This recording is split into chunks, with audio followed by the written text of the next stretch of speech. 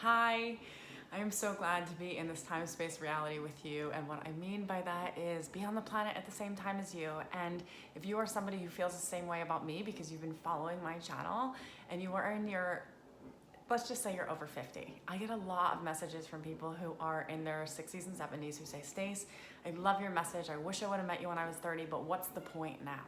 Well, there are so many points you can't even possibly comprehend, right? So I want to talk about this paradigm, which is not selective.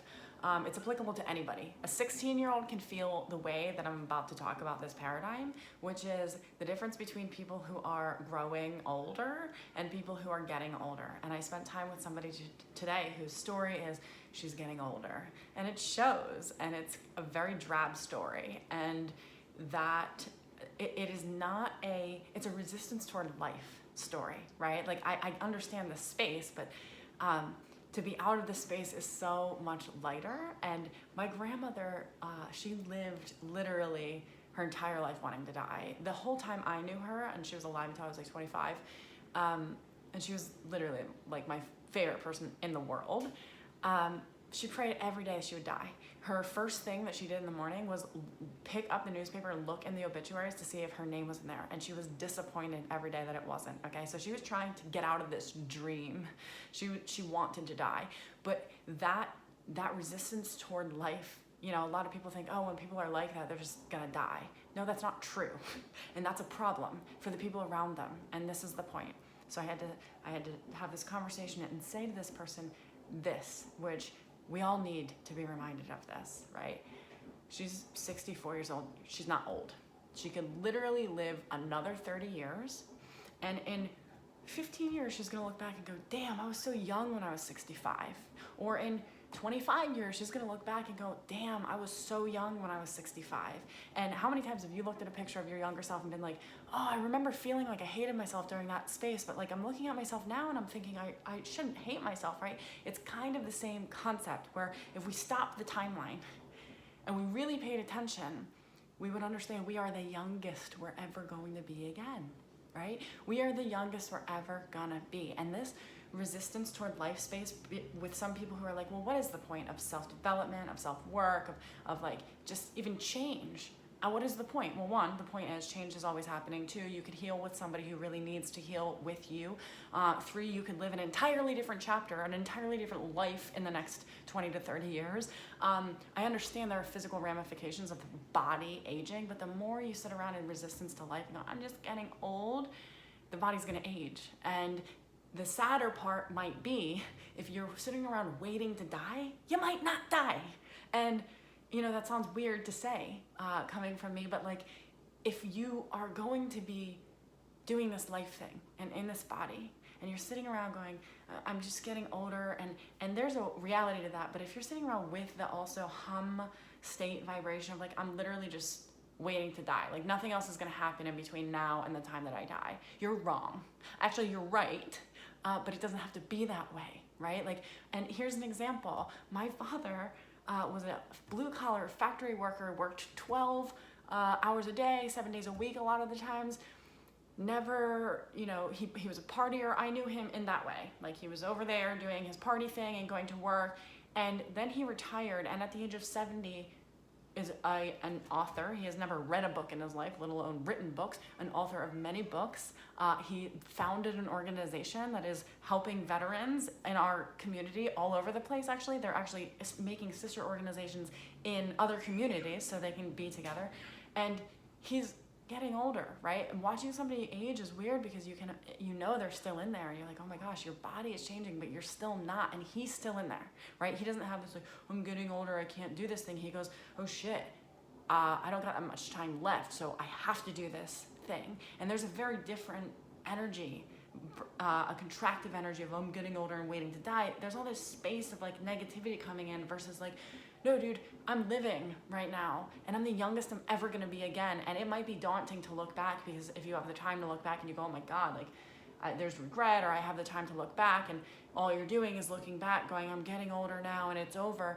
That's not living. That's a sad reality, and it's not true either. So I wanna kind of like shake us all up and be like, hey, When you look back at that picture of yourself when you were 19, you think, oh, it wasn't that bad, as I thought it was. It's going to be exactly the same way. It's harder when you're in it to imagine yourself not being in it. But I assure you that if you are in your going, I am getting older, and you're just kind of waiting for that to happen, there's going to be a point, because you're probably not going to die, that you look back and you go, damn, I wish that when I was 65, I would have known how young I was. So I could have done that thing that I thought I shouldn't be doing because I was getting older and basically waiting to die, or waiting for somebody else, waiting to get so sick so somebody else has to take care of me. Whatever that thing is, that learned helplessness and that paradigm that debilitates people. And this is not just old people. I mean, it's people of any age. You can go to that place in yourself. So I just want to pop on here and say, guys, if we stop the timeline, this is the youngest we're ever going to be again. And even when we're in it and we're like, for me, I'm a mom of 4. It's very frustrating. I'm like, oh my God, I haven't slept in 5 years, literally. I'm never going to do this again. I'm never going to get this time back, right? And if I looked at it and I was like, oh my God, this is so hard for me. And let me just fast forward to a time that my kids sleep through the night, or let me go back to a time that they slept through the night. No, it feels hard when you're in it, and it feels hard to be when you feel like you're getting old, to be oh, how do I start new? How do I start fresh? How do I start a new life? I know it feels hard to imagine change, but please do everyone who loves you, including yourself, a solid, and know that there's many points when you don't get what the point is to change, to healing with somebody, to mending your relationship that's been damaged for 45 years and you're still in it, unwilling to leave. There's many points to it. There's many points that are unseeable to our consciousness. And I assure you, in the whole ethers, they would make so much sense. If you have a life in you, please stop waiting for it to end, because it might not. And in that time, I feel sad to say this, but some personalities linger for really good reasons after they die. They leave a trail of dude, I remember what this is her, right? And some personalities, especially if they're living in that drab space. I mean, my grandmother taught me more than anybody really, because she let me in and I observed her, but living in that drab space literally makes everyone around you feel like they're dead. You're all just kind of waiting to die. And that was the paradigm that I lived on. I grew up that way. Everybody's just waiting to die. Life sucks, then you die. That was literally the motto. That's not true in my new world. That was true in that world. That was true. And it's a whole new world. And it's an intangible reality to say you can be a person who knows what it's like to live in hell on planet Earth, and you can be a person who is anchored into something that is not hellish on planet Earth. And oh my God, that's life, that's freedom, that's without the straps of consciousness saying, oh my God, you're gonna lose it, and lose this life, because animals have a easier time dealing with life because they don't know that they can lose it at any minute, right? So when we can kind of go, oh, it's always eternal. It's always eternal. Oh my God. We're the youngest we're ever going to be again. And even when we die, it's just going to be a transition into a new. And I think how we deal with transitions in life is also going to be how we transition in death. And sometimes those personalities that wanted to die or resisted life, they linger in ways in generations that are half lives lived, and then we, as the default of that epigenetic story, end up carrying the weight of an unlived life for our grandparents who wanted to die and just didn't wait for death to start living, right? Because that was going to be her refuge. That was going to be the escape. Just I'll live when I'm dead. Thank God I'll be out of this body. But you are still going to be in here, and then you're going to be out of the body, right? So you're the youngest you're ever going to be again. I'm the youngest I'm ever going to be again. We're going to look back and go, holy shit, I wish I understood how young I really was. Even if you're 65, even if you're 75, right? You can look back in 15 years and be like, holy shit. I mean, I thought I was old when I was 75, but I was not. And here I am. So I just wanted to stop the timeline for a minute and say, hi, welcome to Earth. Welcome to a new chapter of a potential reality for your life that you could 100% make the point out of. You can make it a point. My dad didn't see a point to his life.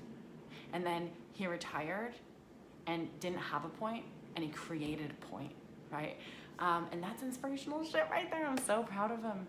And weirdly, I see him now as like Benjamin Button, like a little baby. Now he's like so much more who he is, who he was, the person I always saw behind that like facade of like insanity that we had to deal with. So you can create something from whatever mess you've made, or from whatever whatever you've landed on here. You are the youngest you're ever going to be again. Okay? So stick to that. Time pause instead of the I'm getting older drag. Yeah. Oh, here's my new kitchen. Thank you guys for your support. I super appreciate it. You've helped me a lot to feel secure in receiving, even if I've worked for it, right? And that's the lesson of the codependent, isn't it? Like, you exist as a person too. It doesn't have to be for everybody else also. Harm to another is equally as bad as harm to the self. And not receiving is a big slap in the face to God when it's right in front of our face. So I am so grateful that you guys actually have taught me that it's okay to receive by you letting me share. And A Course in Miracles teaches that when an idea is shared, it is made stronger in the Holy Spirit. And you guys let me share, and that reverberates so much in my physical world, and it feels so much lighter and stronger and more stable to be in it. So you are a big part of that. So I hope that I'm a big part of that for you too, whatever that is. I'll talk to you guys soon. Have a great day.